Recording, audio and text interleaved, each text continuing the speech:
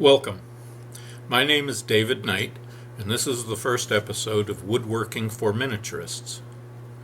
My intent is to produce episodes which will provide an understanding of wood and woodworking, as well as other materials and techniques applied to the making of miniatures. In today's video, I want to introduce myself and let you know what you can expect from this series. A central theme of the project is that we learn things in one realm which have applications in other endeavors. A specific version of that general theme is that the kind of woodworking that is central to miniature work is based on the same principles and practices as full-sized woodworking. Having learned about the one, I am better prepared to do the other, and I am better prepared to teach you something useful. What will we cover? Years ago, an Englishman of my acquaintance found his 12-year-old daughter watching a television sitcom, sitting on the floor, enraptured, socially checked out. He asked her what she was watching, and she named the show. Then he asked, "Of what does it treat?" I've always loved that phrase. You might well ask me the same question. In this course of What Shall We Treat? What topics will this treatise address? Here are a few of the things I hope to discuss. My history of woodworking and miniature work, the nature of wood and other materials, specific species and forms of wood relevant to miniaturists, the critical concepts of square, flat, straight, and precise, scales of miniaturization such as 1 to 12, 1 to 24, etc.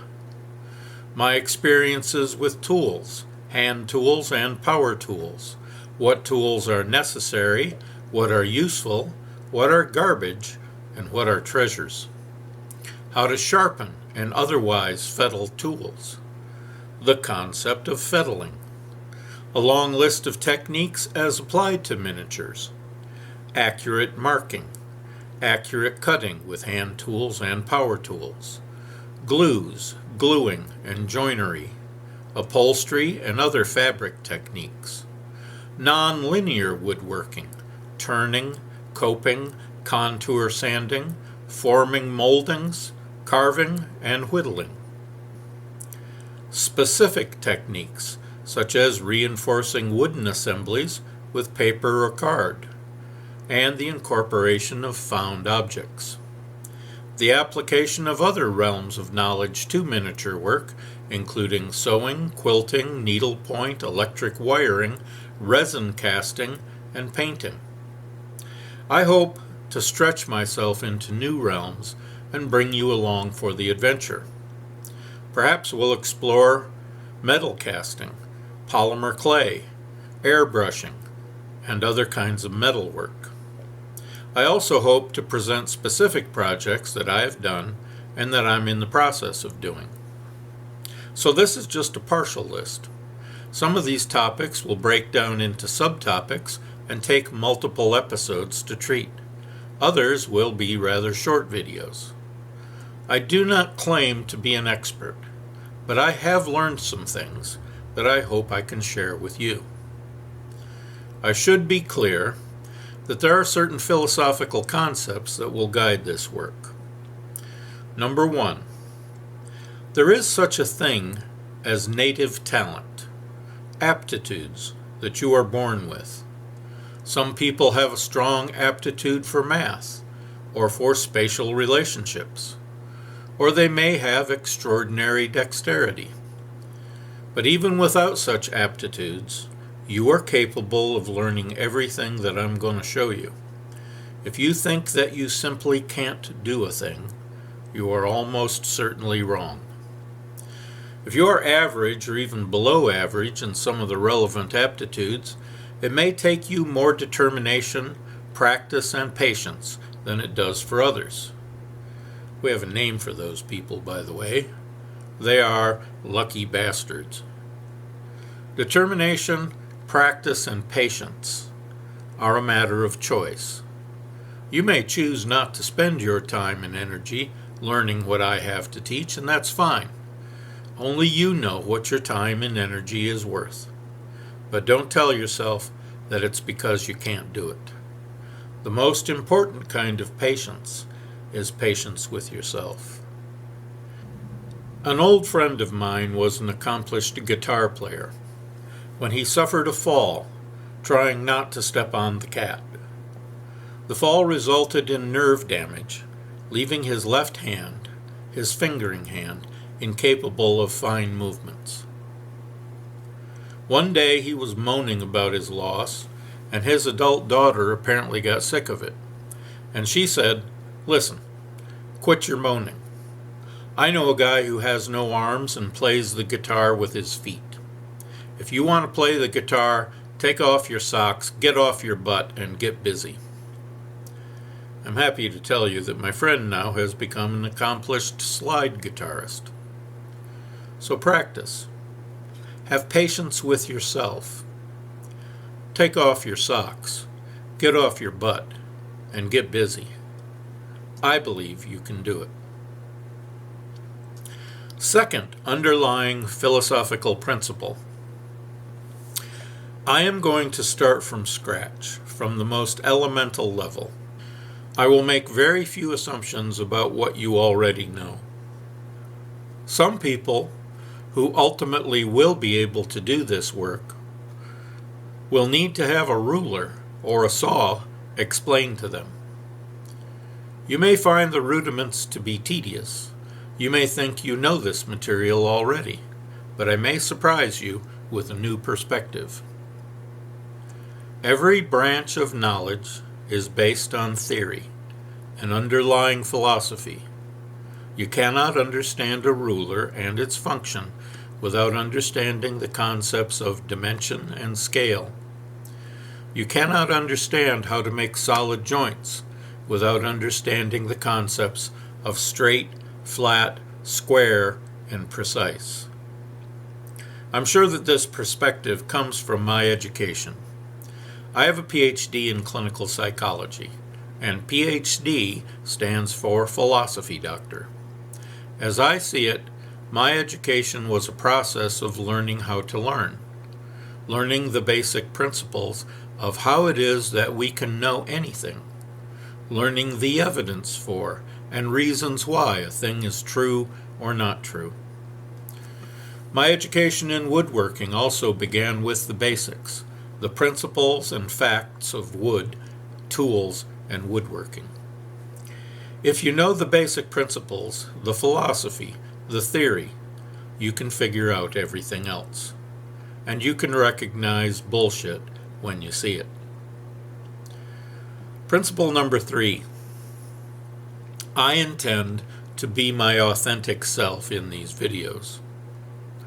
I have been myself for 73 years now, and I have to say, I'm pretty happy with the results. Sometimes I will utter words such as bullshit when the topic qualifies for that designation. And I promise I will be very direct with you. I may say something like, "This process will involve some math. Deal with it." I will try to use the best word for the topic, such as fettling. You may not be familiar with some terms, but I'll try to provide definitions as I go. I trust that you understand the underlying message, that I have faith in your potential, even when you don't. So do the math. Look up the word. Principle number 4. I will attempt to distill reliable rules of thumb that I believe have practical use, guidelines that will produce significant improvements in your work. As a preview, here are a few examples. 1. Mark your measurements with a knife, not a pencil. 2. To cut several pieces precisely to the same length, use the first piece as your ruler for the subsequent cuts, or set up a jig for repeated cuts. Do not use your ruler over and over to measure the same length. 3. Make your measurements by feel when possible rather than by eye. It will increase your accuracy, etc. This course is a set of lessons and demonstrations on how to build wooden miniatures. The focus will be on 1/12 scale dollhouses, dollhouse furnishings, and accessories. That does not mean that there's nothing of value here for the electric train enthusiast, the military diorama builder, or the D&D scenery builder. As a matter of fact, a primary premise of this channel is that skills and knowledge gained in one pursuit can inform and improve other endeavors. Miniature work is like farming in a way. It demands skills in a wide variety of techniques and materials. I have watched a video of a grand piano being constructed out of cereal boxes. I've seen people carve the stone walls of ancient ruins out of blue insulation foam. You can enhance your miniature work by learning to cast resin or metal, to solder, to braze metals, to cut and form paper, card, and cardboard, to create effects with paint and stains, to use an airbrush, to form and bake polymer clay, to sew, needlepoint, knit, and quilt, and no less than dozens of other crafts. All of this variety and all of this potential make miniature work challenging and endlessly fascinating. The miniature maker never needs to be bored. Look around the room that you are in right now. Look around this room behind me. The objects and furnishings are made of many different materials and with a variety of construction techniques. If our goal is to represent the full-sized world in our scaled-down renditions, our miniature rooms should have a similar variety. I intend to provide you with information and techniques, mainly from the world of woodworking, but also integrating other skills and materials to bring the variety of the world into your miniature world. Be sure to watch my next video, where I'll give you a brief tour of the Big Boy shop and show you how I manufacture scaled cherry and walnut lumber. In session 3, we will discuss scales, such as the 1/12 dollhouse scale. If you like what you see here, be sure to like and subscribe. I'm David Knight. See you next time.